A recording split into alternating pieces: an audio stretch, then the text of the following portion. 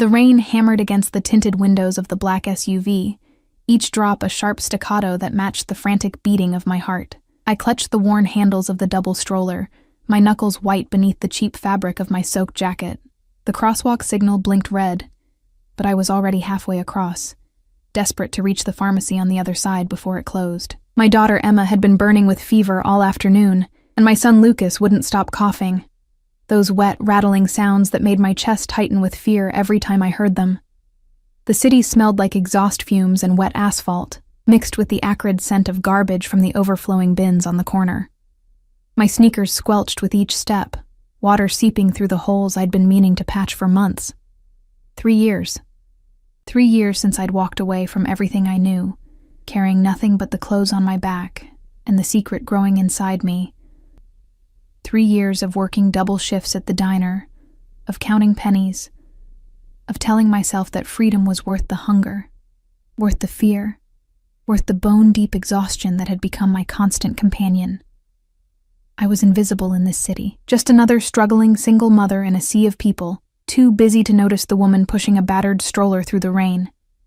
The SUV appeared like a predator emerging from shadows, sleek, black, and impossibly expensive. It rolled to a stop at the intersection, and even through the rain and the tinted windows, I felt it, that presence. That suffocating weight I'd spent 3 years trying to forget. My feet froze mid-step. The passenger window descended with a mechanical whisper, and the world tilted on its axis. Through the gap, I caught a glimpse of charcoal gray wool. A suit that probably cost more than 6 months of my rent. The scent that escaped the vehicle made my stomach clench. Bergamot and cedarwood. Expensive and unmistakable. A scent that used to cling to my skin, that used to make me feel safe before I learned that safety was just another word for cage. Keep moving, Elena. My voice was barely a whisper, lost in the drum of rain. But the SUV's door opened, time fragmented into sharp crystalline pieces. A black leather shoe touched the wet pavement. Italian, polished to a mirror shine despite the rain. Then another. A figure emerged, and even backlit by the city lights, I would have known that silhouette anywhere. Tall, broad-shouldered, moving with the predatory grace of someone who had never known fear, because he was the thing others feared. Dante Moretti. My hands trembled on the stroller handles.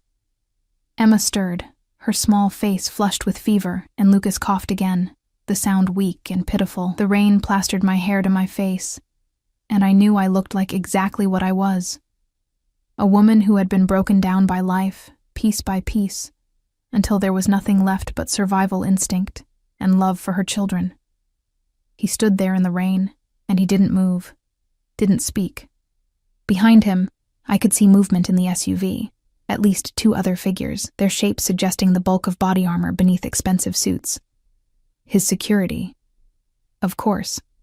Dante Moretti never went anywhere without an army at his back. I should have kept walking. Should have lowered my head and pushed past him, pretended I was just another stranger on a city street. But my body had betrayed me, rooted to the spot by 3 years of nightmares and the visceral memory of what it meant to be in his orbit. Then his gaze dropped to the stroller. The world stopped. I watched his expression change. Watched the cold mask of the man who ruled the city's underworld crack, just enough to let something else through.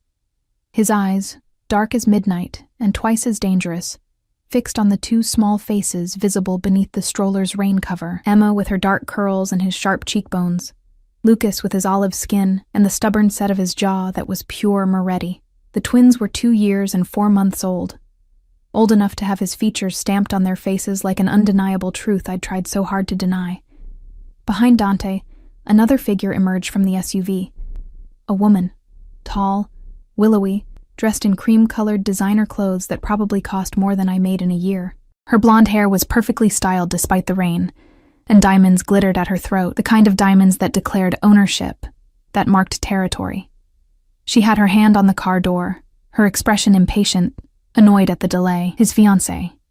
The woman the newspapers called Victoria Castellano, daughter of the Castellano crime family. The alliance that would unite 2 of the most powerful mafia organizations on the East Coast. Dante? Her voice cut through the rain, sharp with confusion and irritation. What's the delay? But he didn't turn toward her. didn't acknowledge her at all. His attention was locked on the stroller with an intensity that made my skin prickle with warning. I could see his mind working behind those dark eyes, could almost hear the calculations, the realizations clicking into place like bullets sliding into a chamber.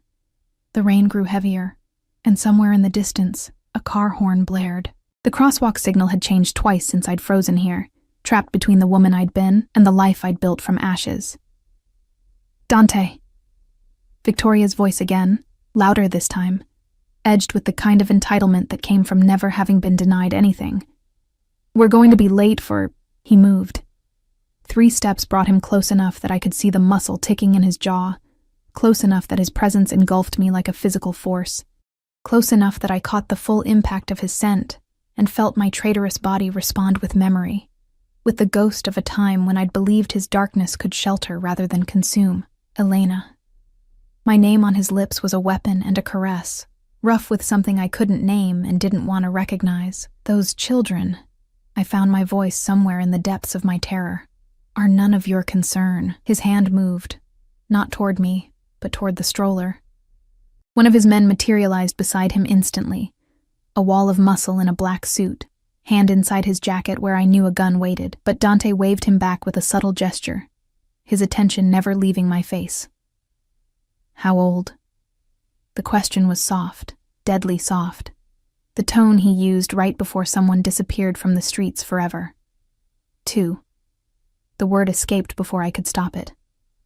Mathematics was a merciless thing. I watched him do the calculation, watched the moment he understood that 9 months before the twins' birth put their conception exactly at the time when I'd still been his, when I'd still been naive enough to believe I could love a monster without becoming a monster myself. Emma coughed, a small sound that shattered the moment. My hands tightened on the stroller handles, maternal instinct overriding 3 years of fear. I need to go. They're sick. Get in the car. It wasn't a request. No. The word hung between us like a grenade with the pin pulled. Behind him, Victoria had stepped fully out of the SUV now, her expression transforming from annoyance to sharp interest. She was moving closer, her heels clicking on the wet pavement, and I could see the exact moment she registered the situation, the way Dante was looking at me, the stroller, the undeniable mathematics of the children's age. Dante? Her voice had changed, taking on a dangerous edge. Who is this woman? He didn't answer her, didn't even glance in her direction. His focus remained absolute, pinning me in place with the weight of his attention. Elena, get in the car. We're not having this conversation in the rain while my children are sick. My children. The possessive pronoun landed like a punch to my solar plexus. This was the moment I'd dreaded for 3 years, the nightmare that had woken me gasping in the dark. The moment when Dante Moretti discovered he was a father and decided what to do about it. They're not... I started. But Lucas chose that moment to break into a coughing fit that racked his tiny body, and Emma began to cry, her fever-bright eyes confused and frightened by the strange man looming over us. Dante's expression shifted again, and something that might have been concern flickered across his features before the mask slammed back into place. He turned his head slightly, not looking away from me, but somehow addressing the man standing behind him. Marco, clear the pharmacy. Get their best pediatrician. Now. Marco, built like a tank, with scars that suggested he'd survived situations that would kill normal men, pulled out his phone and began barking orders in rapid Italian. I don't need your help, I said, but my voice cracked on the words because that was a lie. I needed help desperately. The pharmacy visit was just the start. I needed the money for medicine I couldn't afford, for the doctor's visit I'd been putting off, for the heating in our apartment that had stopped working 2 days ago. Pride was a luxury I couldn't afford anymore, but accepting help from Dante Moretti was a price I wasn't sure I could survive paying. Elena. He said my name like a prayer and a threat. You can get in the car willingly, or I can put you and the children in it myself. But one way or another, you're not walking away from me again. His voice dropped lower, intimate despite Victoria's presence, despite his men surrounding us. Not now. Not ever. The rain continued to fall, washing away the last 3 years of carefully constructed distance, of hard-won freedom. of the illusion that I could ever truly escape the gravity well of Dante Moretti's world. Victoria was close enough now that I could see the cold calculation in her blue eyes, the way she assessed me and found me wanting, poor, bedraggled, nothing. But her gaze sharpened when she looked at the stroller, when she saw the unmistakable Moretti features on my children's faces. "This is her?" Victoria's voice was ice wrapped in silk. "The whore who ran away 3 years ago." The word landed like a slap, but before I could respond, Dante moved. His hand shot out and caught Victoria's wrist with enough force to make her gasp, his grip visibly painful even from where I stood. "Choose your next words very carefully," he said, his voice so cold that I felt Victoria shiver despite her expensive coat. "That woman is the mother of my children. The next person who disrespects her won't live long enough to regret it." The threat hung in the air, and I saw the moment Victoria understood that the balance of power had shifted irrevocably. Whatever alliance their engagement represented, whatever political benefits it brought to his organization, it meant nothing compared to the 2 small children coughing in the rain-soaked stroller. He released her wrist and turned back to me, and in his eyes, I saw the truth I'd been running from for 3 years. Dante Moretti never let go of what belonged to him, and whether I liked it or not, I had just been reclaimed. The pharmacy was empty by the time we entered, its fluorescent lights harsh against my rain-soaked skin. I'd watched through the SUV's tinted windows as Marco and 2 other men in dark suits had simply walked in, spoken briefly to the manager, and within minutes, every customer had been ushered out. A closed for emergency maintenance sign appeared on the door. The speed and efficiency of it made my stomach turn. This was Dante's world, where money and fear could reshape reality in minutes. I'd tried to refuse getting in the vehicle, had clutched the stroller handles and planted my feet on the wet pavement. But Emma's crying had grown more desperate, and Lucas's breathing had taken on a wheezing quality that terrified me more than Dante ever could. So I'd climbed into the SUV with as much dignity as I could muster, which was none at all, and pretended not to notice how Victoria had been left standing on the curb, her face a mask of barely controlled rage. Now, inside the pharmacy, Dante stood beside me but not touching, his presence a constant weight I couldn't ignore. The pharmacist, a nervous man in his 50s with trembling hands, was preparing medication under Marco's watchful eye, while another of Dante's men stood by the door, hand resting casually on the gun I could see beneath his jacket. I knelt beside the stroller, unbuckling Emma first. Her small body was hot against mine as I lifted her, her dark curls damp with fever sweat. She buried her face in my neck, whimpering, and I felt the familiar ache of helplessness that came with watching your child suffer and being unable to fix it. "Let me see her."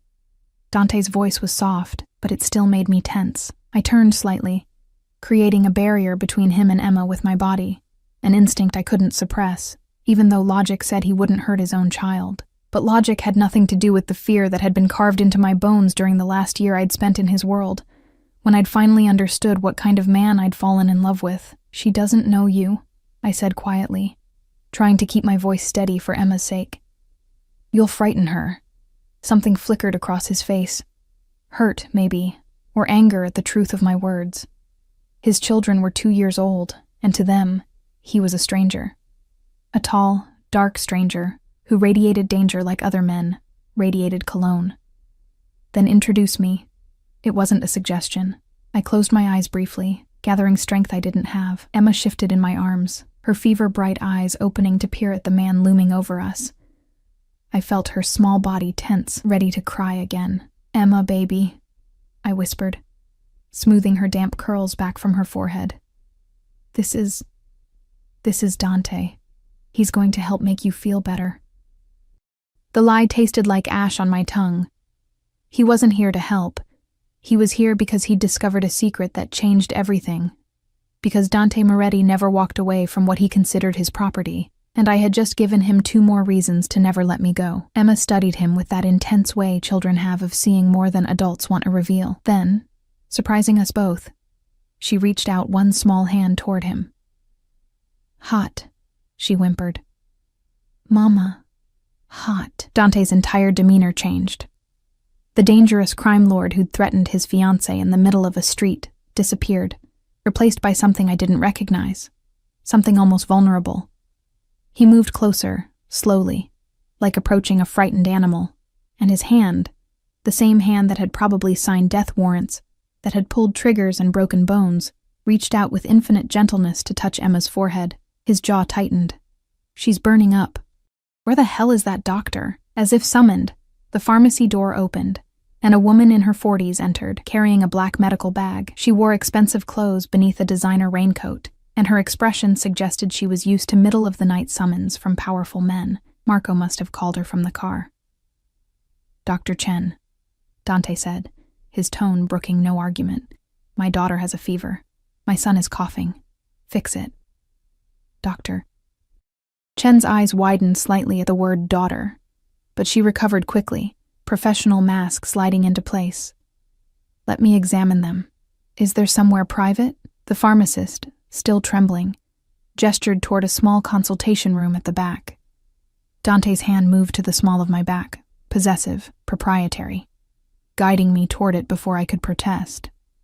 The touch sent electricity through my rain-soaked clothes, a traitorous reminder of how my body still recognized his, still responded despite everything I knew about him.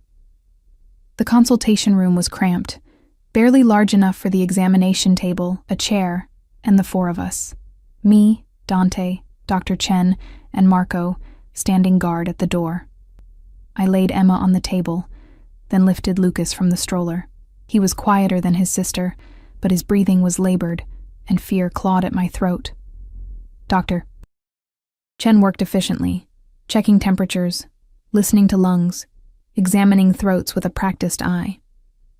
I held Lucas while she examined Emma, then switched, trying to ignore how Dante watched every movement, how his presence filled the small room until there was no air left to breathe. "Viral infection," Dr. Chen finally announced, pulling off her stethoscope. "Nothing immediately life-threatening, but they need fever reducers, plenty of fluids, and monitoring. The boy's lungs sound congested. I'm prescribing an inhaler and antibiotics as a precaution against secondary infection." Relief made my knees weak. Not serious. They would be okay. What about their living conditions? Dante's question was sharp, directed at the doctor, but his eyes were on me. Could that be contributing? Dr. Chen hesitated, and I felt my face flush with shame. She'd seen the children's clothes, worn but clean, cheap but cared for. She could probably guess at the rest. The cold apartment, the irregular meals when money was tight, the stress that clung to me like a second skin. "Adequate warmth and nutrition are important for recovery," she said carefully, diplomatically, "and for preventing future infections." "I take care of my children," I said, my voice harder than I'd intended. I was tired. So tired of being judged, of being found wanting. They're loved and fed and living in poverty. Dante's words cut like a knife. "Don't lie to me, Elena. I can see it. The holes in your shoes, the way you're shaking. And that's not just from the rain. When did you last eat a full meal?" I wanted to hit him. Wanted to scream that this was his fault. That I'd had to choose between the cage of his world and the freedom of poverty. That there was no good choice when you loved a monster.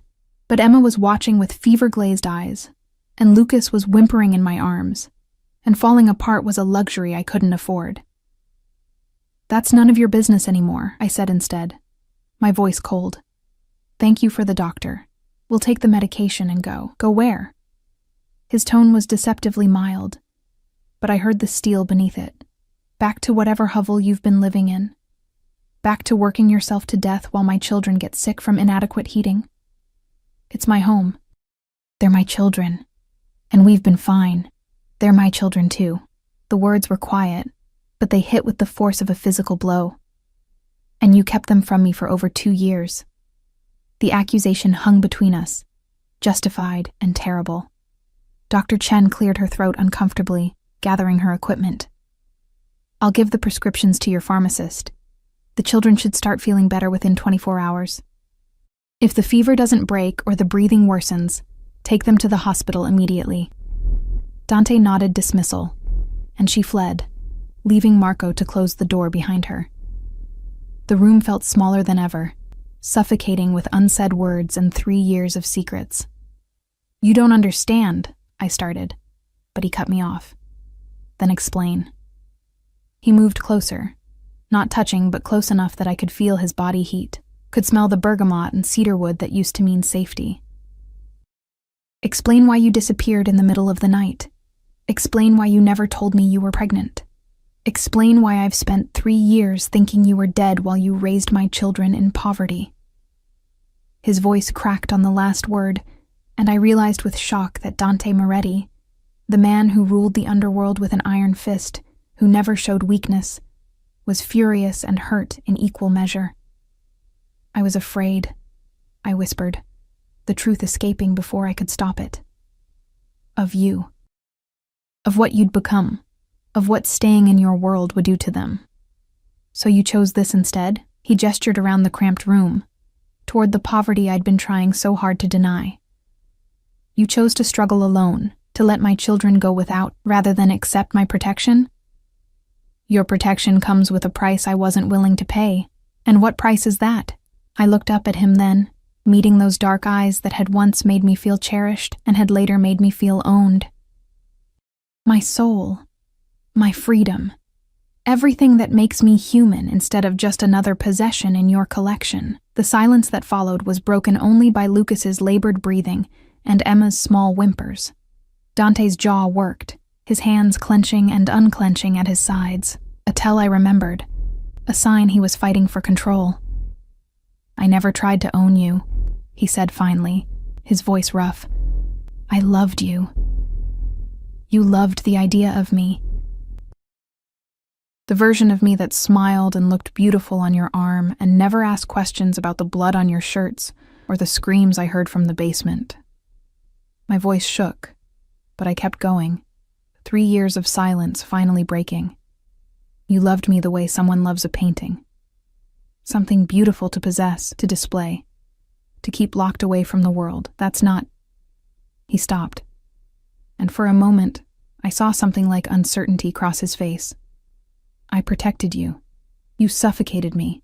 And when I found out I was pregnant, I shifted Lucas in my arms, his small weight a reminder of everything at stake. I knew I had to choose, stay and raise them in your world, where violence is normal and morality is negotiable, where they'd grow up thinking that power justifies anything, or leave and give them a chance at something better. Better? His laugh was bitter. You call this better? Living in poverty, working yourself to exhaustion, my children getting sick because you can't afford proper heating? That's what you chose? Yes. The word was firm, even though my arms ached from holding Lucas, even though exhaustion made my vision blur. Because at least here, they learn that people matter more than power. That kindness isn't weakness. That love doesn't come with conditions and contracts, and the constant threat of violence. Dante stared at me, and in his expression, I saw a war being waged between the man he'd become and whatever remained of the person he'd been before the Moretti family business had consumed him entirely. Elena, he said finally, and his voice held a note I'd never heard before. Something almost pleading. I can't let you go. Not now. Not knowing I have children who need me. Need you?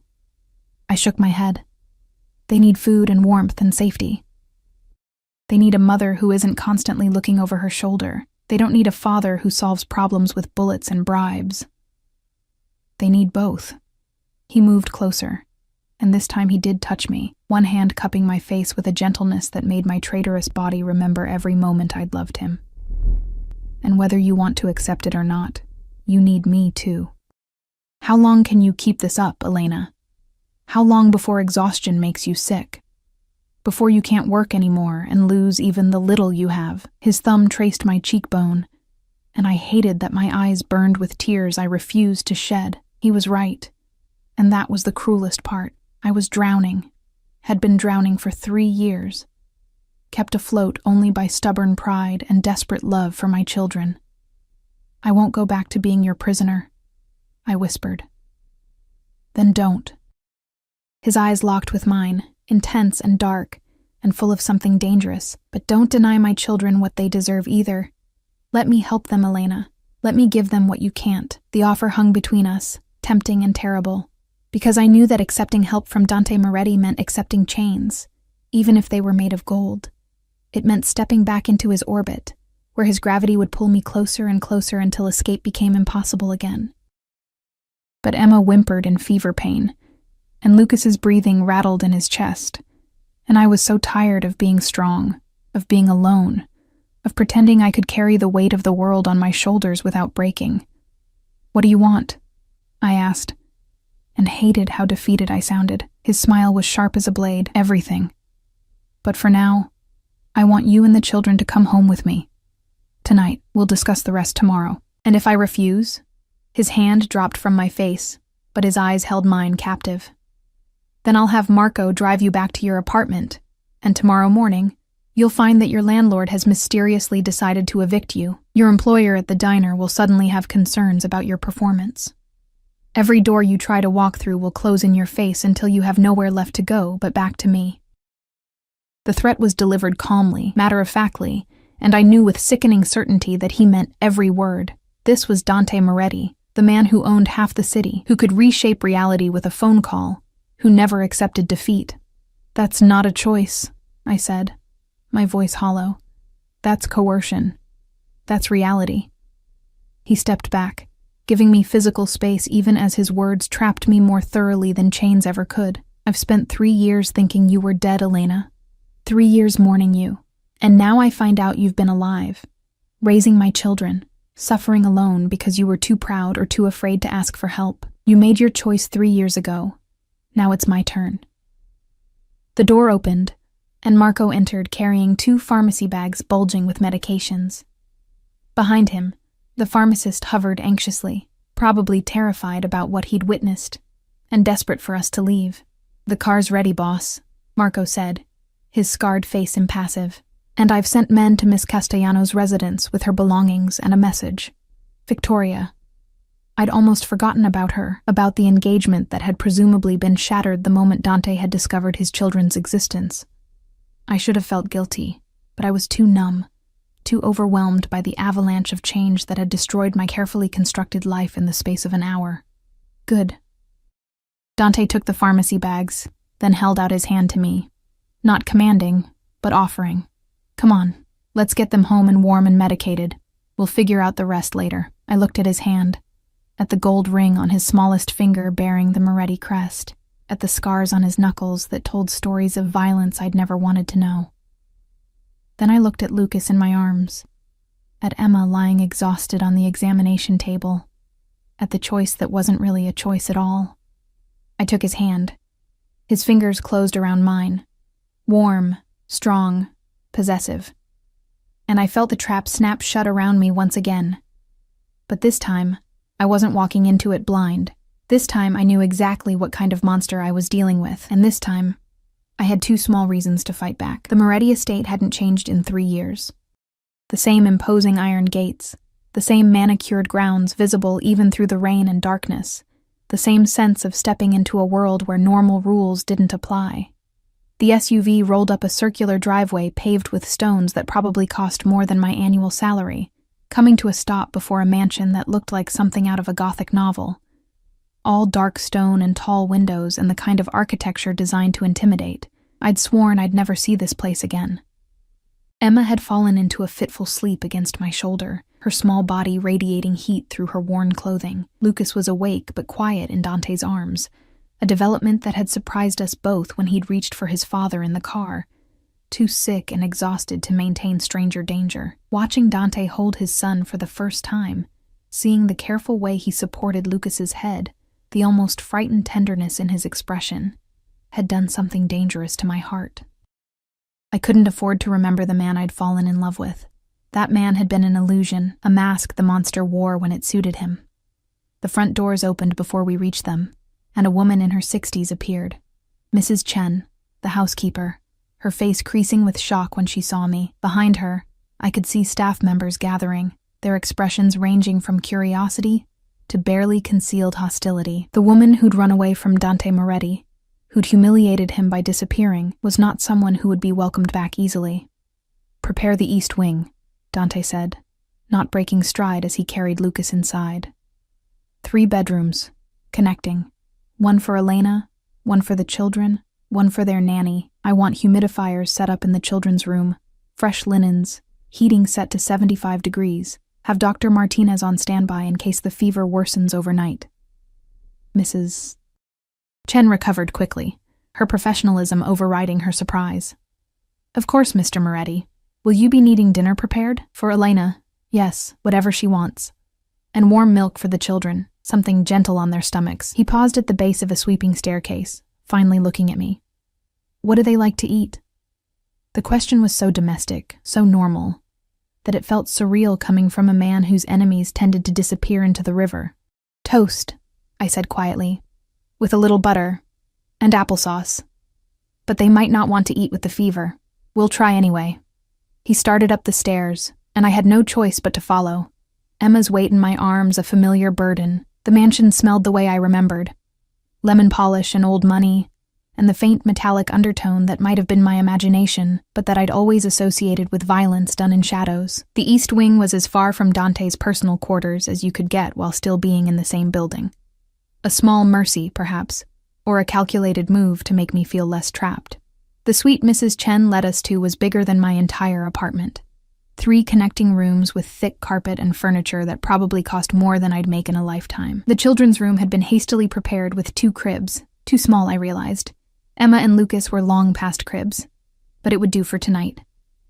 I'll have proper beds brought in tomorrow, Dante said, reading my expression. And clothes, toys, whatever they need, make a list. He laid Lucas down in one of the cribs with surprising gentleness and turned to take Emma from me. Our hands brushed in the transfer, and I felt that shock of electricity again. My body's betrayal still acute, even after everything. Once both children were settled, Dante straightened and studied me in the soft lamplight. I could only imagine what he saw, a woman who'd aged 3 years in 3 years, exhaustion carved into every line of my face, wearing clothes that had been washed so many times the fabric was thin enough to tear. I lifted my chin anyway, refusing to show shame for the poverty that had been my shield against his world. You're soaked through, he observed quietly. Mrs. Chen will bring you something dry. Shower, change, eat. I'll stay with them. I don't need Elena. My name was a warning. You're shaking from cold and exhaustion. If you get sick, you're no use to them. So for once in your stubborn life, accept help. He was right. And I hated it. I was cold down to my bones, my clothes plastered to my skin, and the idea of a hot shower was almost painfully appealing. But leaving Emma and Lucas with him, even for 20 minutes, felt like relinquishing control I couldn't afford to lose. I won't hurt them, Dante said, and something in his voice made me look at him properly. Whatever you think of me, Elena, whatever I've done, I would die before I let harm come to my children. You have to believe that. The terrible thing was, I did believe it. Dante Moretti was a monster in many ways, but he had his own twisted code of honor. Family was sacred.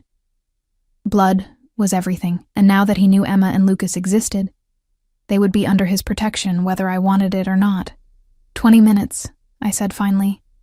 And if Emma wakes up, I'll come get you immediately. He moved to one of the plush chairs positioned between the cribs, lowering himself into it with the easy grace of a predator at rest.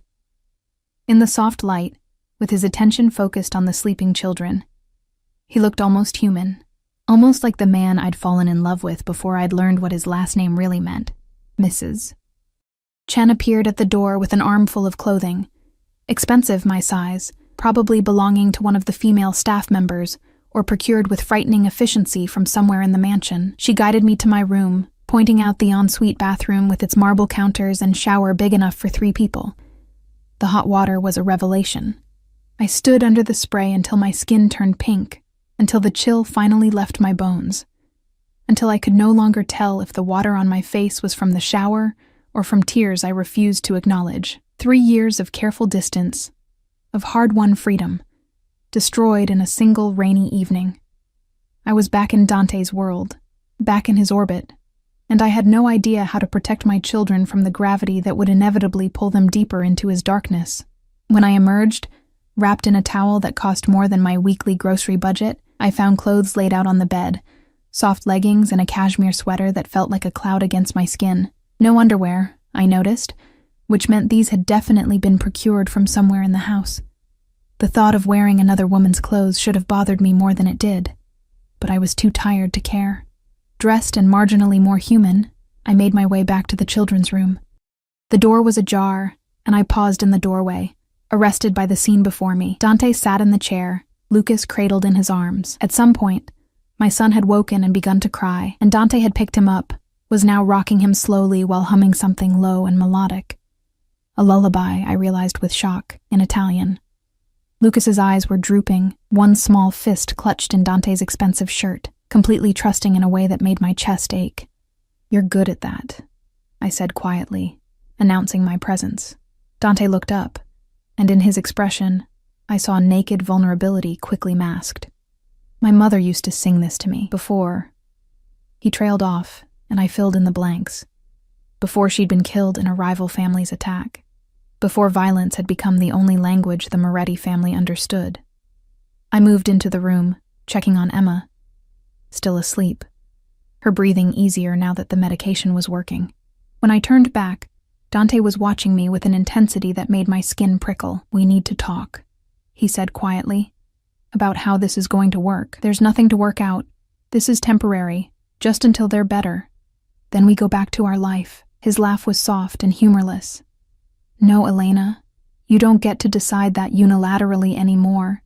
These are my children. I have rights." "Rights?"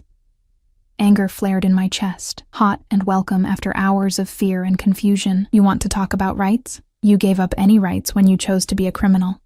When you chose violence and power over everything else. I didn't choose this life. I was born into it." His voice remained low, mindful of the sleeping children, but I heard the steel beneath. "And everything I've done, every decision I've made, has been to protect my family, to keep them safe in a world that would destroy us given the chance."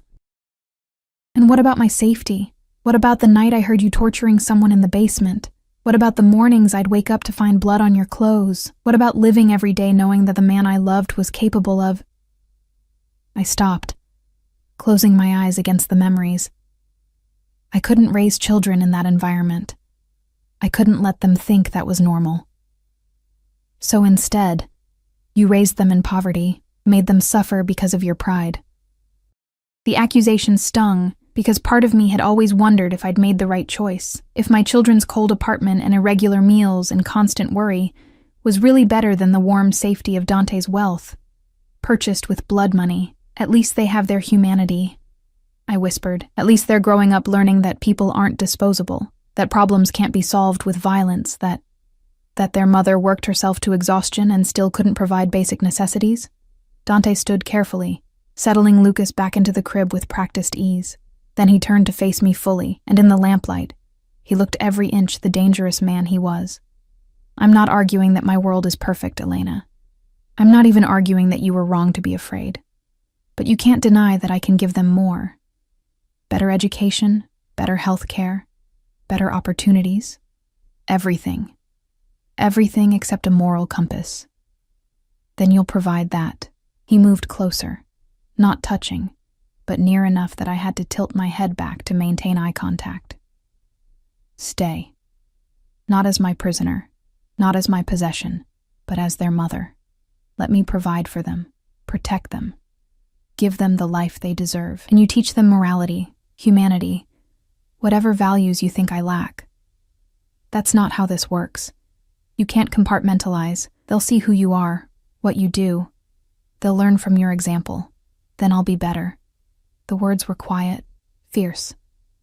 "For them, I'll be the man you thought I was when you fell in love with me." "That man never existed," I said, but my voice lacked conviction. Because sometimes, in moments like this, I saw glimpses of something in Dante that might have been real, something that might have been love before it had been twisted by power and violence into possession. "Maybe not," he conceded. "But he could exist. If you give me a reason to try." The offer hung between us, tempting and terrifying in equal measure. Because I could see it. The life he was painting. Emma and Lucas growing up with every advantage, never hungry or cold or afraid. Me, freed from the constant exhaustion of survival, able to actually be present for my children instead of working myself to death to provide bare necessities. All I had to do was surrender. accept the golden cage, and pretend I didn't see the blood on the bars. "And what about Victoria?" I asked, latching on to practicality because emotion was too dangerous. "Your fiancé? The alliance with the Castellano family?" Something cold flickered across Dante's face. "That engagement is over. Has been since the moment I saw you again. The Castellanos won't be happy, but they're not stupid enough to start a war over it. Not when I'm willing to compensate them in other ways. Just like that. You throw away a political alliance. For my children?" Without hesitation, he reached out, catching a strand of my damp hair and tucking it behind my ear. The gesture was intimate, familiar, and I hated how my body responded to it. "You think I could marry another woman knowing my children existed? Knowing you were out there, struggling alone? You didn't know we existed until tonight." "No," he agreed. "But I knew I'd never stopped." He stopped himself, jaw tightening. "It doesn't matter. What matters is that you're here now. They're here now, and I'm not letting you go again. You can't keep me prisoner, Dante. Eventually, I'll find a way to leave." His smile was sharp as a knife. "Then I'll find you. Again and again. However long it takes, however far you run."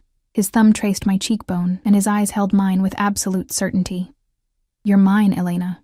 You always were. The 3 years you were gone don't change that. And now that we have children together," his hand moved to cup the back of my neck, pulling me closer until I could feel his breath against my lips. "Now you're bound to me forever. There's no running from that." I should have pulled away, should have slapped him, cursed him, done anything to establish boundaries, but I was so tired, and his touch was so familiar, and some traitorous part of me wanted to believe his lies, wanted to surrender to the illusion that love could exist alongside violence, that safety could be bought with blood money. "I hate you," I whispered. But the words lacked conviction. "No, you don't." His lips were almost touching mine now, his voice a low rumble that I felt in my bones. "You hate what I am, what I do, the world I represent. But you don't hate me. If you did, you wouldn't have run. You would have just stopped feeling anything at all." He was right. And that was the cruelest truth of all. I'd loved Dante Moretti desperately, completely, and some part of me still did despite everything. That's why I'd run, because staying would have destroyed me, would have turned love into something toxic and consuming until there was nothing left of the woman I'd been. "This won't work," I said, but I didn't pull away. "We're too different. Want different things. You can't change who you are, and I won't compromise who I am. Then we'll find a middle ground." His forehead rested against mine, and for a moment, we were just two people standing in the lamplight, not a mob boss, and the woman who'd run from him. For them. "We'll figure it out together."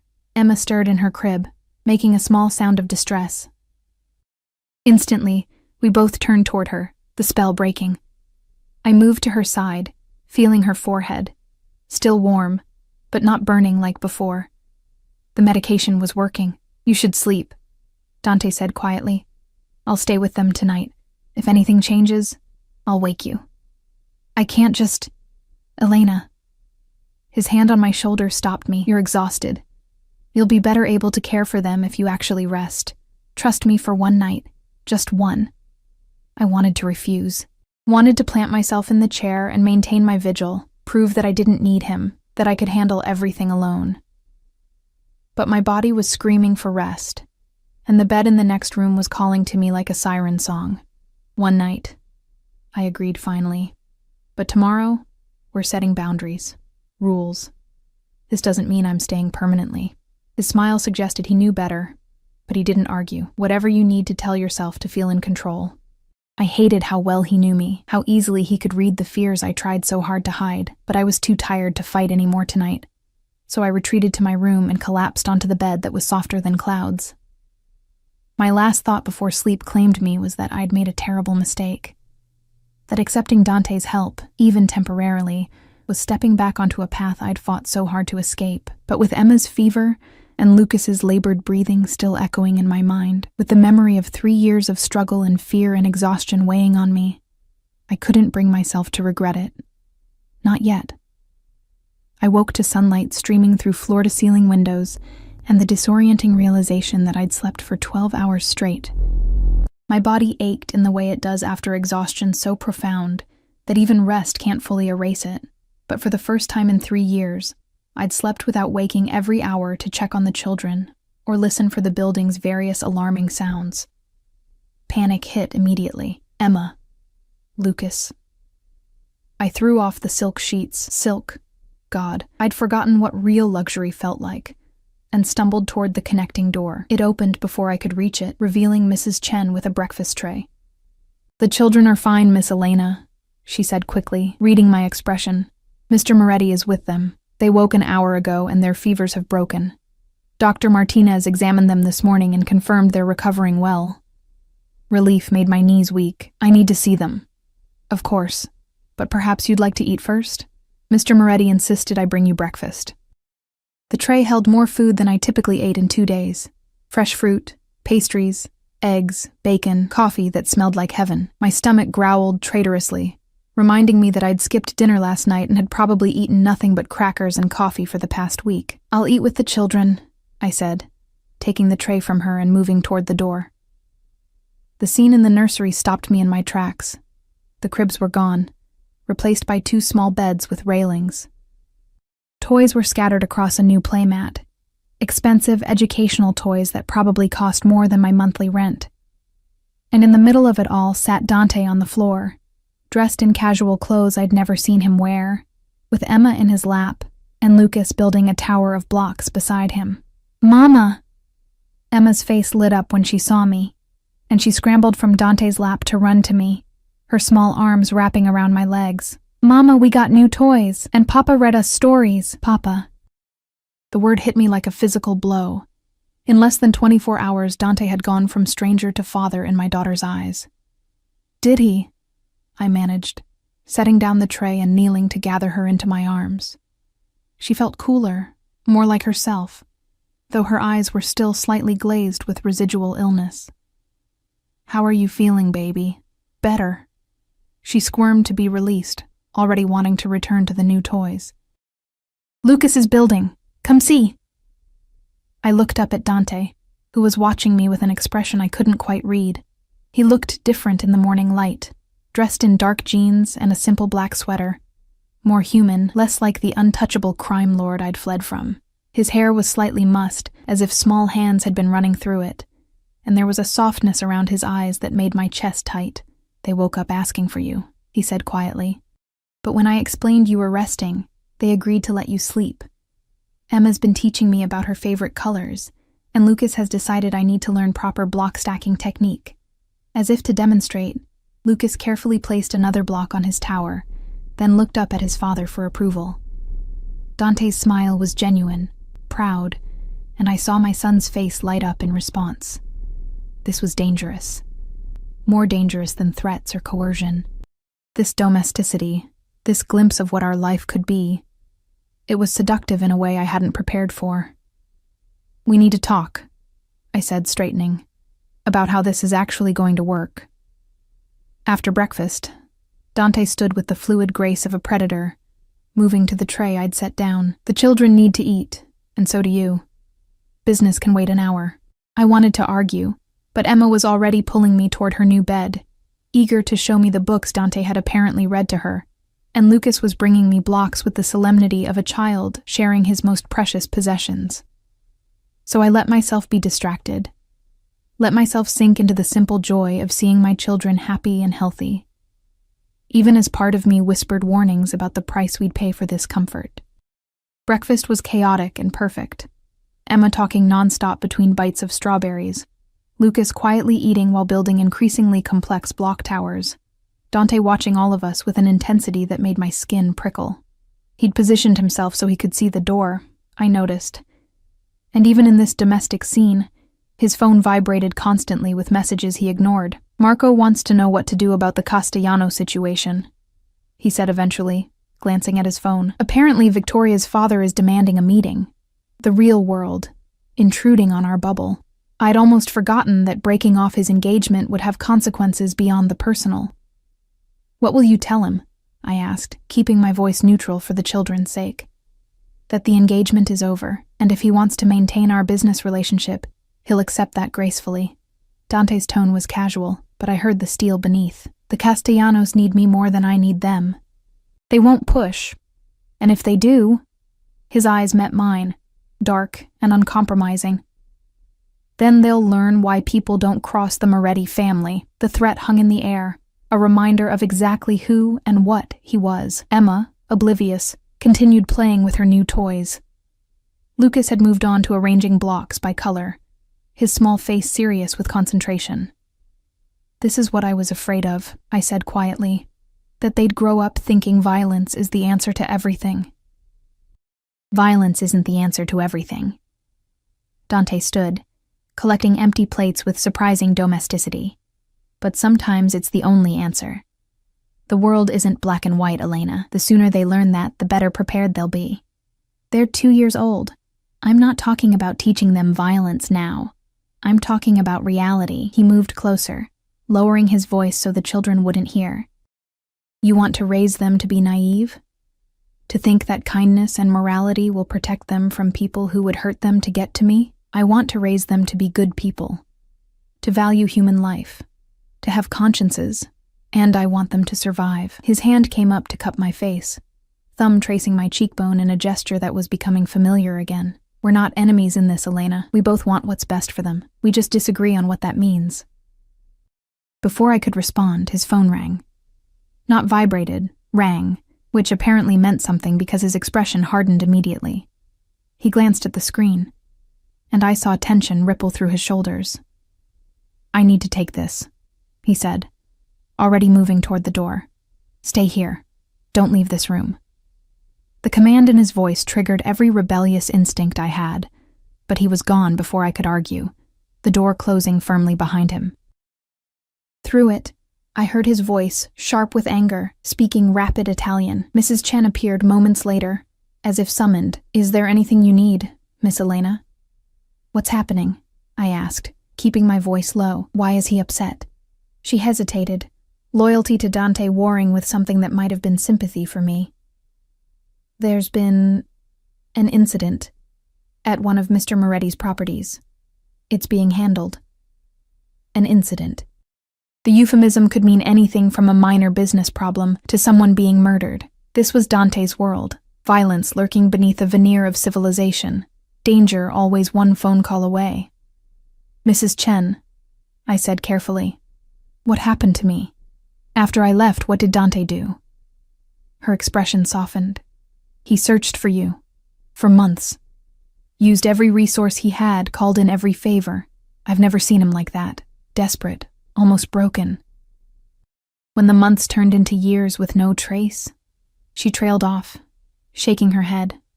"We all thought you must be dead. It was the only explanation that made sense. That he couldn't find you." The revelation settled over me like a weight. I'd known Dante would look for me, but I'd underestimated the intensity of it. I'd covered my tracks carefully. New identity, cash-only transactions, staying away from security cameras, never using the internet. I'd lived like a ghost for 3 years, and apparently it had nearly destroyed him. "He loves you," Mrs. Chen said quietly, in his way. "It might not be the love you wanted, but it's real. Love shouldn't feel like a cage." "No," she agreed, "but sometimes it does anyway, especially for men like Mr. Moretti, who've lost so much and learned to hold on too tightly to what remains." Emma chose that moment to bring me a stuffed bear from her new collection, demanding that I admire it properly. I pulled her into my lap, breathing in her familiar scent, baby shampoo and something uniquely hers, and tried not to think about how quickly she was accepting this new reality. Children were adaptable. It was a blessing and a curse. Dante returned 20 minutes later, his expression carefully neutral, but his eyes still carrying shadows of whatever incident he'd been dealing with. He'd changed clothes, I noticed. The casual sweater replaced by a dress shirt and slacks, his armor against the world. "I need to go out," he said, his gaze finding mine. "Business that requires my attention. Marco will stay with you. We're prisoners then. You're protected." His jaw tightened. "There's a difference. Not from where I'm standing." He moved closer, crouching down so he was eye level with me while I sat on the floor with Emma.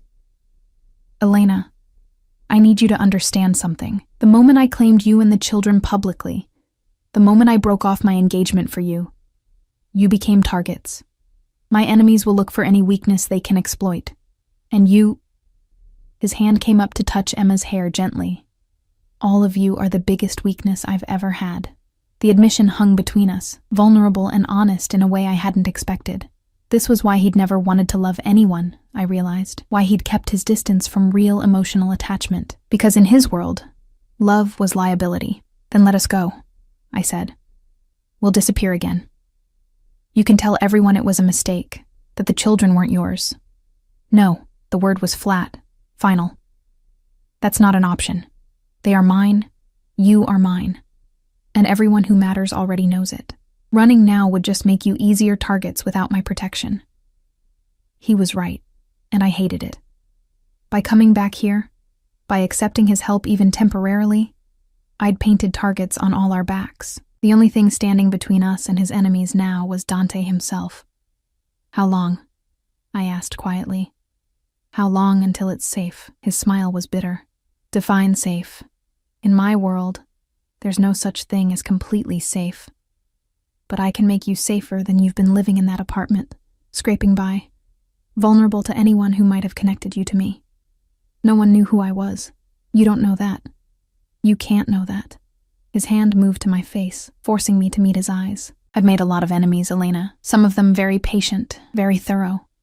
If they'd found you before I did—" He didn't finish the sentence, but I saw the fear flash across his face.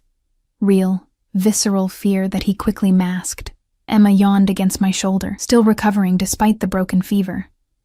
Lucas had curled up on one of the new beds, his eyes drooping. They needed naps, needed continued rest and medication, and the kind of care I could finally provide here. "I'll stay," I said finally, the words tasting like surrender. "For now. Until they're fully recovered and until you've dealt with whatever fallout there is from your broken engagement. But Dante—" I waited until he was looking at me fully.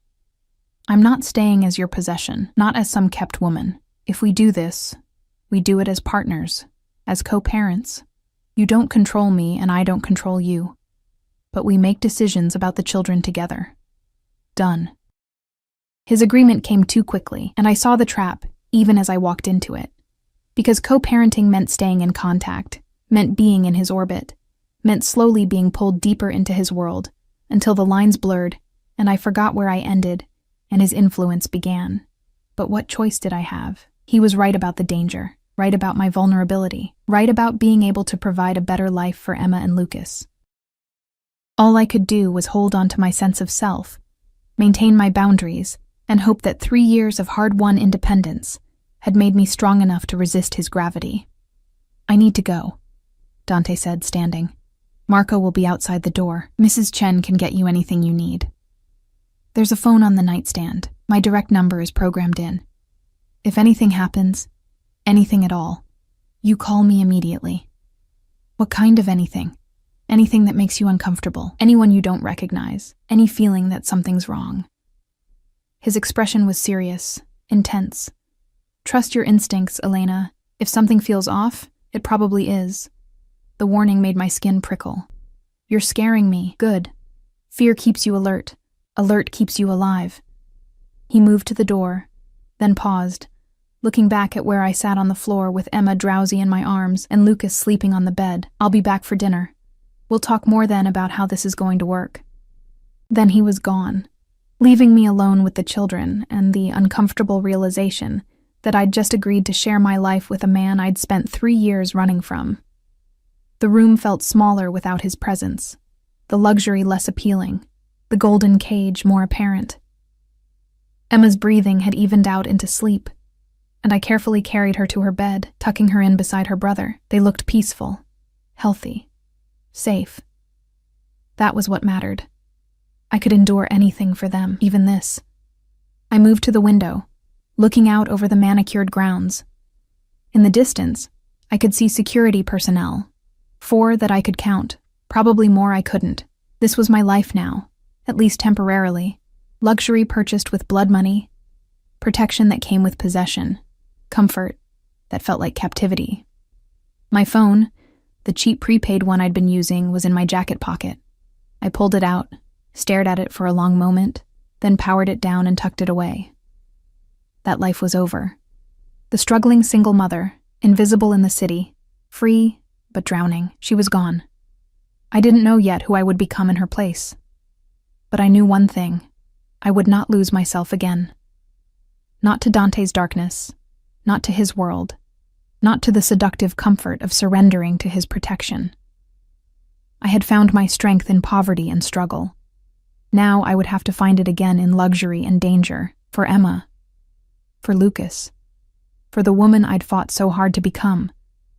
3 weeks passed in a strange blur of domesticity and danger, of learning to navigate Dante's world while maintaining the boundaries I'd sworn to protect. Emma and Lucas recovered fully, their laughter filling rooms that had been silent for too long. They thrived under the attention, not just from Dante, but from Mrs. Chen, who doted on them, and even from Marco, whose scarred face would soften whenever Lucas brought him blocks to admire. But it was Dante's transformation that unsettled me most. He came home every evening, no matter what crisis demanded his attention. He read bedtime stories in that deep voice that made even Goodnight Moon sound like something dangerous and sacred. He learned their routines, their preferences, the difference between Emma's "I'm tired" cry and her "I want attention" cry. He was patient in ways I'd never imagined possible, present in ways that contradicted everything I thought I knew about him. And every night, after the children were asleep, we would sit in the library, neutral territory, and talk. About the children at first, then gradually, about everything else. The years we'd been apart, the life I'd built, the man he'd tried to become when he thought I was dead. I almost walked away, he told me one night, brandy glass warming in his hands while I nursed tea that had gone cold an hour ago. From all of it. The business, the family, everything. If you were dead, what was the point? But you didn't. No. Because walking away would have dishonored your memory. His smile was bitter, ironic, considering you left because you hated what I was. I didn't hate you, I said quietly, the admission escaping before I could stop it. I hated what loving you was doing to me. How I was disappearing, becoming just another beautiful thing you owned. I never wanted that, I know. And I did know now. But wanting and doing are different things. You loved me the only way you knew how.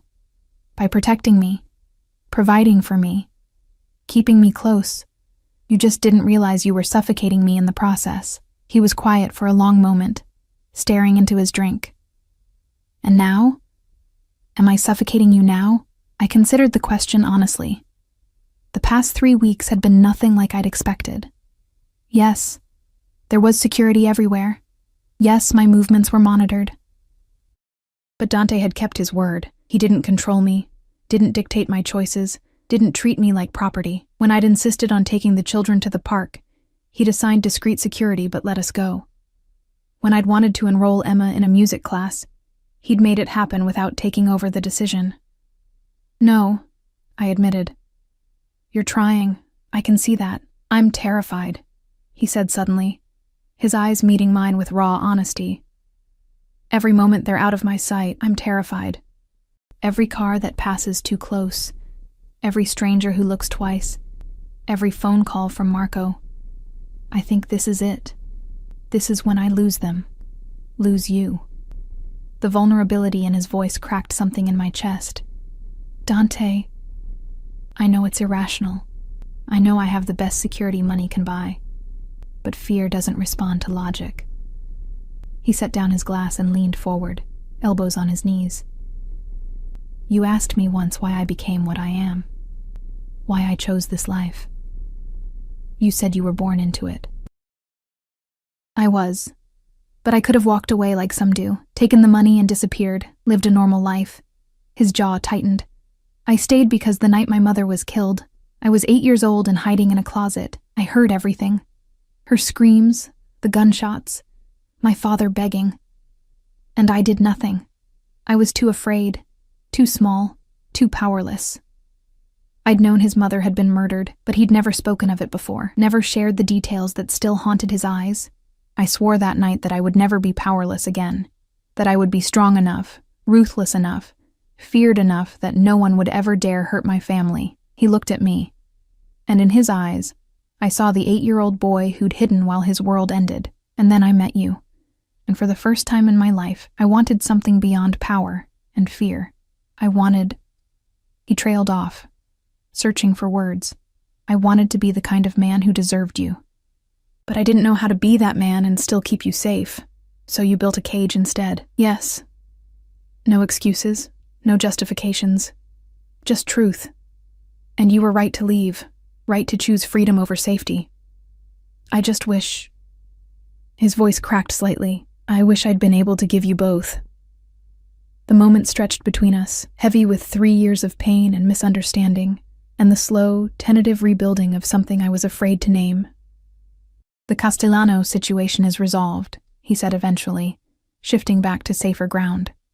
Victoria's father accepted compensation for the broken engagement. They're moving their alliance to the Marchetti family instead. And Victoria?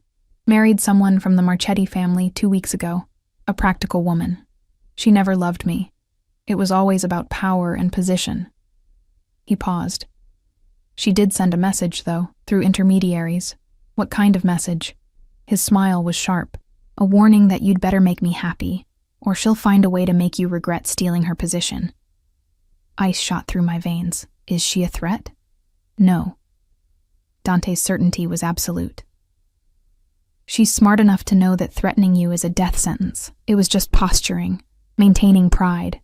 I've made it clear through appropriate channels that you and the children are untouchable. Anyone who harms you will face consequences that make death look merciful.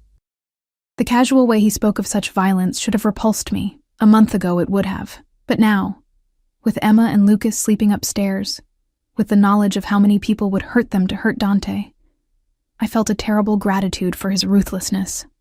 I'm changing, I said quietly. Being here, being with you again, it's changing me. I'm starting to accept things I never thought I would. Is that bad? I don't know. I met his eyes. I don't want to become someone who justifies violence, who thinks the ends always justify the means. But I also can't pretend anymore that the world is simple, that morality is always clear-cut. Welcome to the gray, Dante said softly. It's not comfortable, but it's honest. The library door opened, and Marco entered, his expression tense. Boss, we have a situation. The shipping container at Pier 7, Customs is asking questions. Dante's demeanor changed instantly, the vulnerable man disappearing behind the mask of the crime lord. What kind of questions? The kind that suggests someone tipped them off. Tension crackled through the air. This was his world. The constant vigilance, the paranoia, the ever-present threat of betrayal and exposure. I need to handle this, Dante said, standing. It might be late when I get back. Be careful. The words escaped before I could stop them, revealing more than I wanted to admit. He paused, looking at me with an expression I couldn't read. Then he crossed the distance between us in 3 strides and kissed me. Hard, possessive, desperate. It was our first kiss in over 3 years, and my body remembered even as my mind screamed warnings. I tasted brandy and danger, and the complicated truth that I'd never stopped wanting him, even when I'd hated what he represented. When he pulled back, his eyes were dark with promise. We're not finished, you and I. This conversation, he gestured between us. It's not over. Then he was gone, taking Marco and half the security detail with him, leaving me alone in the library with the taste of him on my lips and the uncomfortable realization that I was falling back into his orbit.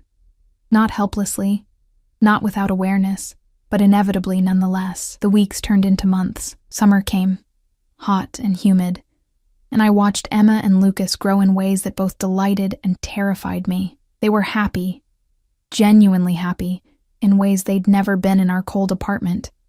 They had stability, attention, everything children needed to thrive.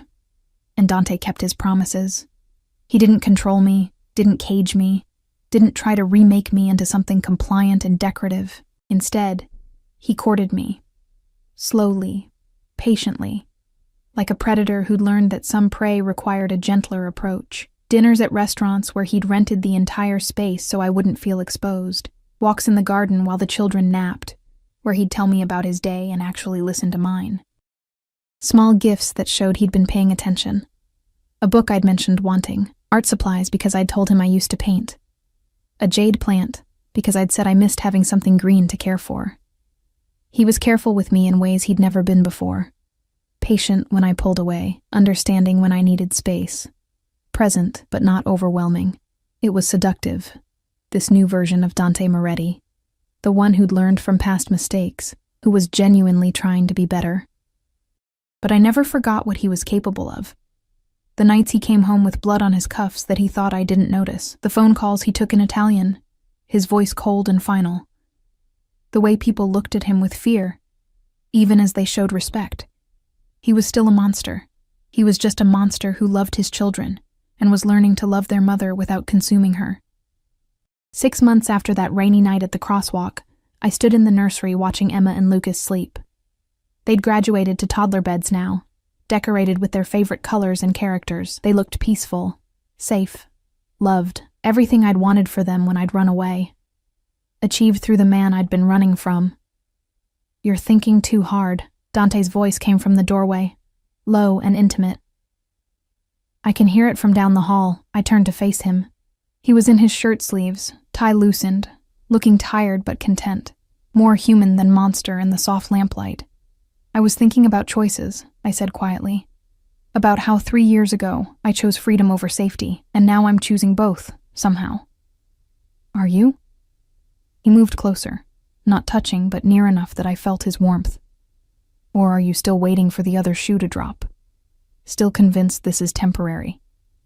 "Isn't it?" I challenged. "This domesticity, this version of you who reads bedtime stories and kisses scraped knees. How long before the real Dante Moretti comes back? The one who solves problems with violence and doesn't understand why I flinch." He never left Elena. His hand came up to cup my face, thumb tracing my cheekbone in the gesture that had become familiar again. "I'm both men. The father who loves his children, and the criminal who protects them with blood if necessary. You don't get to separate them. They're the same person." "I know." The admission hurt. That's what I'm struggling with, because I love watching you with them. I love seeing you be gentle and patient and everything I never thought you could be. But I also know what you did last week to the man who tried to steal from you.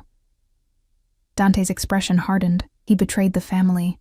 There are consequences for that. He had children too. A wife who's now a widow. He should have thought of that before he stole from me. No remorse, no guilt, just the cold pragmatism that was at his core. In my world, loyalty is everything. Betrayal can't be tolerated, and that's what I can't accept, that black and white ruthlessness. Then don't accept it. His other hand came up, framing my face between his palms. Keep challenging me. Keep being my conscience. Keep reminding me that there's another way to be human. But don't ask me to be weak, Elena. Don't ask me to let threats to my family go unanswered just to maintain some moral purity. I'm not asking for moral purity. I'm asking for proportionality, for mercy when it's warranted. And when is it warranted? His eyes searched mine. When someone threatens my children? When they put you at risk? Where's the line, Elena? I didn't have an answer. That was the problem with gray areas. Nothing was simple anymore. "I don't know," I admitted. "But I think we figure it out together. I push you toward mercy. You pull me toward realism. And somewhere in the middle, we find something that works, a compromise." His smile was soft. "I can work with that." He kissed me then, slow and deep, different from that desperate kiss months ago. This was a promise, a beginning, an acknowledgement that we were building something new from the ashes of what we'd been. When he pulled back, his forehead rested against mine. "Marry me." I laughed, though it sounded more like a sob. "You're insane." "Probably, but I'm serious." He stepped back enough to meet my eyes. "Not because I want to own you or cage you, not even because of the children, though God knows I want them to have both parents fully committed, but because I love you, Elena. I loved you 3 years ago, and I love you now. And I'll love you 3 years from now when you're still arguing with me about proportional response and moral complexity. Love isn't enough. No, he agreed. But it's a start. And we've already proven we can coexist. We've built something here over the past 6 months. Something real. He was right. Against all odds, against every instinct that had told me to run, we'd built a family. Messy, complicated, morally ambiguous, but real nonetheless. I need time, I said. To think about it, to be sure. Take all the time you need. His hand slid down to intertwine with mine. I'm not going anywhere. Neither are you. We have the rest of our lives to figure this out. The presumption should have annoyed me. Instead, I felt something like relief because he was right. I wasn't going anywhere, not because I was trapped, but because I'd chosen to stay, chosen this complicated, dangerous, beautiful life we were building together. Okay, I said softly. Ask me again in 6 months. If we've survived that without killing each other, I'll say yes. His smile was brilliant, transforming his face from dangerous to devastating. Challenge accepted. Later, much later, I lay in my bed, still separate from Dante's, maintaining that boundary even as others blurred, and thought about the woman I'd been 3 years ago. She'd been brave enough to run, strong enough to survive alone, fierce enough to protect her children at any cost. I was still that woman. But I was also someone new, someone who'd learned that strength could coexist with compromise, that love could survive in gray areas, that sometimes the right choice was the one that made your heart and your conscience reach an uneasy truce. Emma and Lucas would grow up knowing both worlds, the one I represented, with its emphasis on empathy and morality, and the one Dante represented, with its harsh pragmatism and protective ruthlessness. Maybe that made me a bad mother, failing to protect them from his darkness. Or maybe it made me a realistic one, preparing them for a world that was never as simple as I'd wanted it to be. 6 months later, on a crisp autumn evening, Dante asked again. We were in the garden, watching Emma and Lucas chase fireflies in the gathering dusk, their laughter bright against the shadows. Marco and the security detail were there but distant, giving us the illusion of privacy. Marry me, Elena. No ring, no grand gesture. Just those 3 words and the weight of everything we'd built together. I looked at him. This man who was monster and father, criminal and lover, darkness, and the person who'd taught me that light could exist even in the shadows. I thought about the year we'd spent learning each other again, fighting and compromising and slowly building something that looked like partnership. Yes, I said, and watched his face transform with joy. He kissed me while our children played in the fireflies, while his security pretended not to watch, while the world we'd built together settled into something that felt almost like peace. It wasn't perfect. It never would be. But it was ours. Messy and complicated and real. That night, after the children were asleep, Dante made love to me for the first time in over 3 years. It was different than before, less about possession, more about partnership. He touched me like I was precious but not fragile, desired but not owned, and when I fell asleep in his arms, finally sharing his bed, I felt something I'd thought lost forever. Home. The wedding was small, private, just family, and a few trusted associates. Emma was flower girl, Lucas was ring bearer, and neither of them understood why Mama was crying, even though she was smiling. Mrs. Chen wept openly, and even Marco's scarred face softened into something that might have been a smile. Dante vowed to love me, protect me, and never cage me again. I vowed to love him, challenge him, and never run away again. They were promises we'd probably break and remake 1,000 times over the years, but they were also a foundation, something solid to build on, even when everything else was shifting. 5 years later, I stood in the same garden, watching Emma and Lucas, 7 years old now, play with their baby sister, Sophia. Dante was beside me, his hand warm in mine, his presence a constant I'd learned to trust again. Any regrets? He asked quietly, the question he posed every year on our anniversary. I thought about the woman I'd been, struggling alone in that cold apartment. I thought about the compromises I'd made, the moral flexibility I'd developed, the ways I'd changed to fit into his world while maintaining my core self. Only one, I said honestly, that I didn't trust you enough to try this 3 years earlier. That I wasted time running when we could have been building this together. You needed to run, he said, surprising me with his understanding. You needed to prove to yourself that you could survive without me, that you had strength independent of my protection. Otherwise, you never would have believed you were staying by choice. He was right. I'd needed those 3 years of struggle to become someone strong enough to stand beside him as an equal, rather than as a possession. I love you, I said, the words coming easier now than they had even a year ago. Monster and man, father and criminal, all of it. I love you too. He pulled me closer, pressing a kiss to my temple. Conscience and challenge, mother and partner, all of it. Sophia shrieked with laughter as Lucas swung her around, and Emma called for us to watch her cartwheel. Our children. Safe. Loved. Growing up in a world that was complicated but theirs. They would have to navigate the gray areas we'd created, would have to reconcile their father's darkness with their mother's light. But they would do it together, as a family. And that, I thought, watching Dante scoop Sophia up while Emma and Lucas demanded equal attention, was worth every compromise, every moral complexity, every moment of uncertainty. We'd built something real from impossible circumstances, something that looked like love, felt like family, and tasted like hard-won happiness. It wasn't the life I'd imagined for myself, but it was the life I'd chosen, again and again, day after day, and that made all the difference. The rain had stopped years ago, but we'd finally found our way home.